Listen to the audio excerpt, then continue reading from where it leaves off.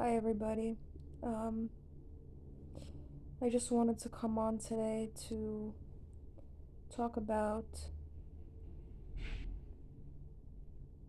how I feel about an interaction that I had with a guy on the street. Now, I started speaking about the war in Ukraine, and coincidentally, he was a refugee of the war of in Bosnia Herzegovina. He's Serbian, and there's a lot of overlap between what is happening in the Ukraine and what happened then in Bosnia, the former Yugoslavia, because essentially the same people with the same national identity were forced to take up arms against one another because of the sociopathic machinery. And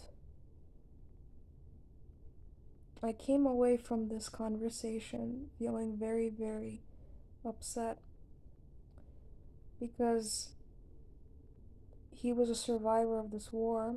He actually uh, saw a lot of death in his childhood and ended up moving to the United States. And what he told me was it doesn't pay to be a victim, it doesn't pay to have a victim mentality. And that really triggered me because right now I can't even watch the news because it's so overwhelming to me.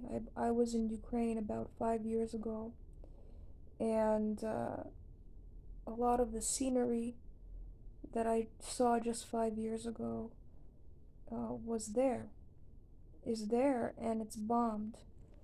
Like, there are scenes of the Kharkov subway that I used to be in, that I took pictures in just 5 years ago, and now it's like a makeshift refugee center. And I got into it with him. I didn't really get into it with him, but I said, listen, it's convenient for you to say that. It's convenient for you to say um, the victim mentality doesn't pay because, uh, you know, you're not the 2-year-old that died from a Russian rocket while he was watching television. You're not his mother, you know. You survived the war, but there are many people that are gonna die in vain because of this sociopathic system that we have in the world. And ultimately, um, nothing can be done by normal people, by ordinary people about it. But if I were to interview the man who lost his wife and child to a Russian missile, I wouldn't tell him something along the lines of, you know, you can't afford to be a victim, because he can, because it is, because we have to see reality for what it is. And if more people saw Putin as a vicious, aggressive dog, rather than dressing him up and putting him into on a pedestal as this, as a leader of a sovereign nation, then perhaps something would actually change in the world. Um, and I say this because, yes, I don't have any power over the situation. I can't stop the war. I don't have the material resources to do so. I don't have the will to assassinate Putin, and I understand that it's very difficult to do so. Um, but I feel like dressing it up and saying, well, something good will come out of this, or, there's a better tomorrow that's going to emerge from the ruins. While that is something that you can say to make yourself feel better and to make other people feel better, the reality is that for the people that have died in this war and will continue to die in this war, the better tomorrow is not a reality at all. And it just made me feel very disempowered and very upset. It was very triggering to me. And like negativity is humanity's blind spot at the end of the day, because people have a tendency to dress up the negative, and sometimes you just can't do that. And nobody will ever um, make me into a person that does that. I may be hurting myself in the process, I may be distressing myself a little too much, but it defeats logic, it defeats common sense to say something like, oh, well, there's something better at the end of all of this. There is some sort of higher victory, because that's the exact sort of logic that narcissists and psychopaths use in order to justify their agenda, right? And, at the end of the day, human life is precious. Human life is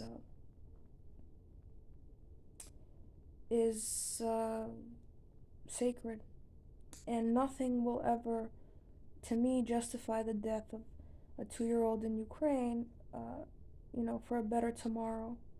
And I feel like it's egocentric, and mind you, this is a person that has been in a worse situation than I've ever been in. He's been through a very, very bloody war in which his family had to go through very similar things that my family is now going through in the Ukraine. And so this is not a person that is just, flippant about it. He went through it himself. But I still feel that that sort of perspective is problematic. It's what keeps the human species in the state of evolution that it's in. This whole whatever, tomorrow will be better, let's be happy, let's be positive, let's try to find the silver lining. It's like, yes, you need to do happy things in order to function. You can't be in a constant state of distress. Otherwise, you will be of no use to anybody. And I'm faced with this problem every day now because I don't watch the news. I don't look at the stupidity of the CNN coverage, which pits Russia against Ukraine as if the Russian people and the Ukrainian people are fundamentally different. They're exactly the same. And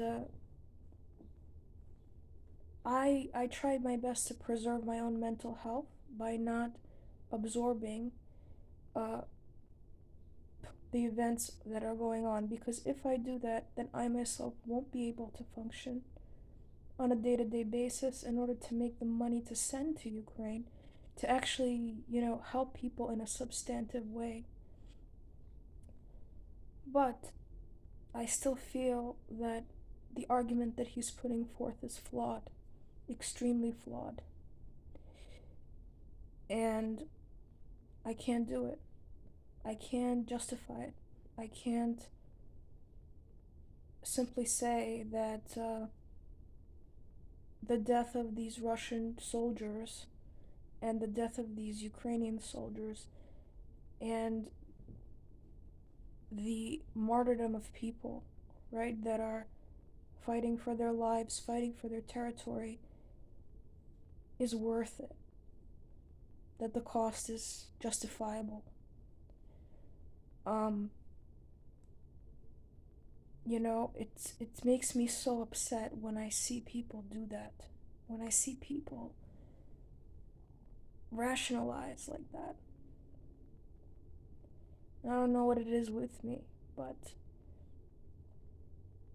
it just makes me lose faith in the human system, you know.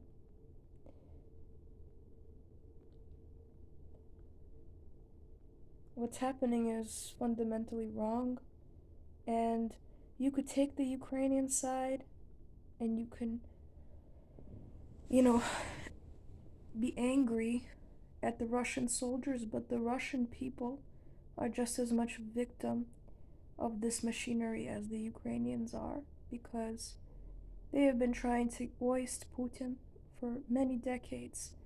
Many Russians have been poisoned, many Russians have been thrown into prison. The world has never tried to remove him from power.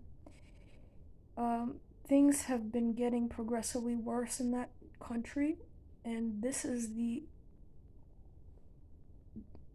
the apex of all of that. This war is that he's a maniac. He's always been a maniac, and his own people feel helpless against him. And so, a lot of the Russian soldiers that die, and I'm not saying all of them, because some of them are there because they like war, because they like destruction, and because they like death.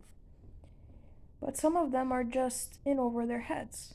You know, when you're put in a situation like that, when you're conscripted into an army against your will, and you're being told to shoot people, you know, and there are even dissenters right now within the Russian ranks. They are ignoring orders, and they're being given 8-year prison sentences for that. So the Western media does not take this into consideration. The Western media wants people to see a black and white story. But really, the fault of all of this is Putin. Putin created this totalitarian regime, right? He's starved a good part of the population through low wages. They've joined the army in order to make money, and this is in the end they die because of their want to just support their families. And I've been listening to intercepted Russian radio conversations where Russian soldiers have said things like, you know, I'm gonna shoot myself in the leg with a Ukrainian gun, dear, so that we can make some money. And you have to think about that, and you have to put it into context, because how desperate does a person have to be to shoot themselves in order to make money? You know, what got them to that place? And the reason for that is the nation that he lives in, is the place that he was born into. So I feel very bad for both sides, and whatever is happening is not justifiable. And anybody that tries to find a silver lining in it is deluded to me. Absolutely deluded. There's nothing that can. I don't have the power to change it, you don't have the power to change it, but at the end of the day, I'm not willing to be that person that tries to, you know, put cotton candy over, you know, cannibalism. And it's very common in the human psyche to do that.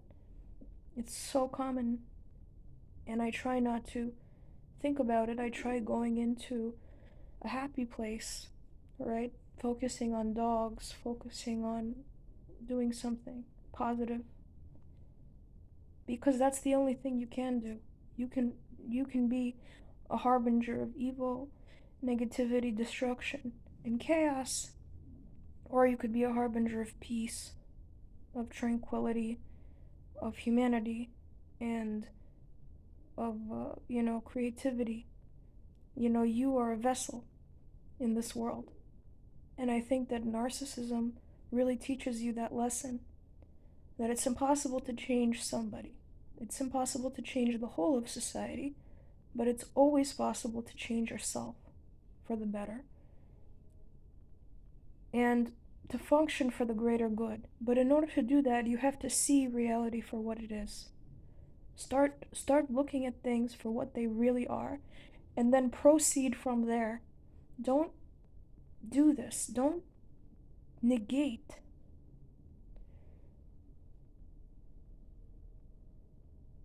the negative. Don't make the negative into a positive. The negative is there for you to see it so that you can make a decision about it. in whatever way you can. You can donate to Ukrainian charities. You can send money to over there to people. I know this really good channel. Her name is Veronica Olson. She's recently immigrated to the United States, and she's actually collecting money from Americans and sending this money to Ukrainian families because in spite of the humanitarian aid that the United States has given Ukraine, a lot of people don't know that that money is not being given to people within Ukraine. It's being given to refugees that need it even less than people that are within the confines of Ukraine. Because people are starving right now in Ukraine. And if they try to work, they're being shot at, you know, literally. My aunt has confirmed this to me. There are people that are putting flowers into the ground and being shot at because they're just working.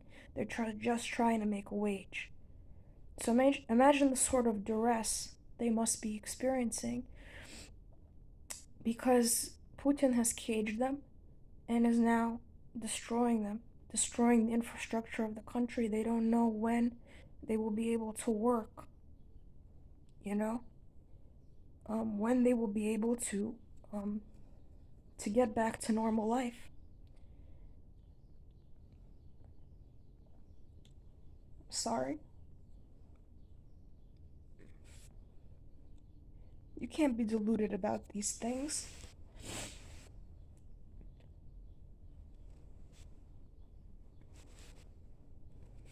You know, we need to see narcissists and psychopaths for the rabid animals that they are. Because too much is at stake for us not to see that.